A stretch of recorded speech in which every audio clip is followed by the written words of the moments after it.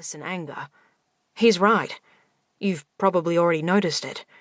I was feeling especially bitter on 15th November 2788.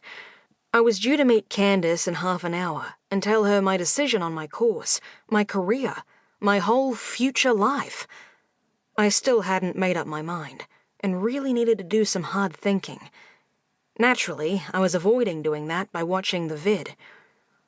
The vid info channels were all packed with special anniversary programs. Half of them were showing that old footage of the first experiment that everyone has seen 1,000 times. Wallum Crane smirks at the camera and says, "One small step for a man, one giant leap for humanity." Do you know he stole that line from the first moon landing? Do you even know that they went to the moon by rocket long before they portaled there? Probably not. Well, that's a fascinating bit of prehistory for you, totally free of education tax. The rest of the info channels were either showing bits about the first interstellar portals or the Exodus century that emptied Earth. I switched to the vid-ent channels, but they were all showing vid stars getting drunk or powered at huge parties. I spotted the male lead out of that new vid series, Defenders, Arik Sandomex. Now there's a man with good legs. I'm a big fan of those scenes where he's looking sexy and heroic in his tight-fitting military uniform, saving humanity from the mythical, menacing aliens that we still haven't discovered. I stopped a moment to listen. Great tragedy that genius Thaddeus Wallum Crane died so young, before he could even portal to another planet himself. I turned off the vid before Arik could demonstrate his stupidity any further. Nice legs, not much on the brain cells. I shouted my frustration at the blank screen. Don't you know that the genius was already 64 when he got that first portal working? He didn't die young. He lived to celebrate his 100th. It took them another 100 years before anyone portaled to another habitable planet. Work out how old he would have needed to be go there, Noddlebrain. It annoys me so much when people don't know their history.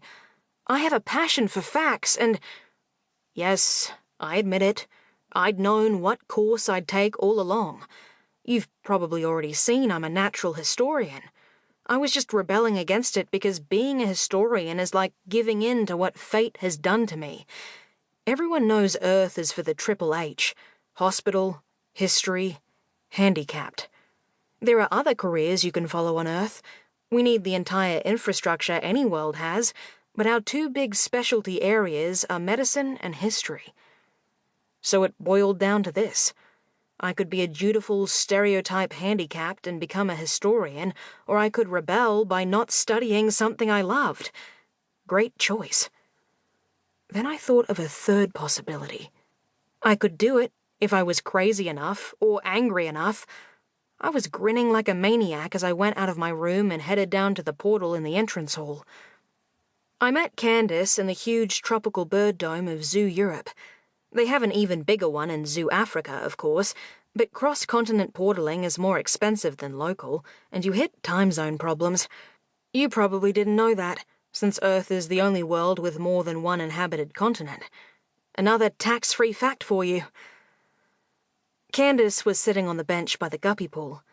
I sat next to her, and for a moment we just watched the tiny, shimmering crimson, electric blue, and emerald tails of the male guppies as they showed off to the drab females. Overhead there were flashes of iridescent feathers from birds in flight. I loved this place, with its rampaging plants, humid jungle smells, and the constant birdsong. Candace and I had been meeting here for years, and I still never tired of it. "So, I suppose you're still thinking things over?" Candace said. "I hate to nag, but we have to get your application in by tomorrow." "You can nag," I said. "You're my pro-mum. It's your job." "I bet you've never heard of a pro-mum. Pro-parents are what you get if your real parents don't want to know about a handicapped baby.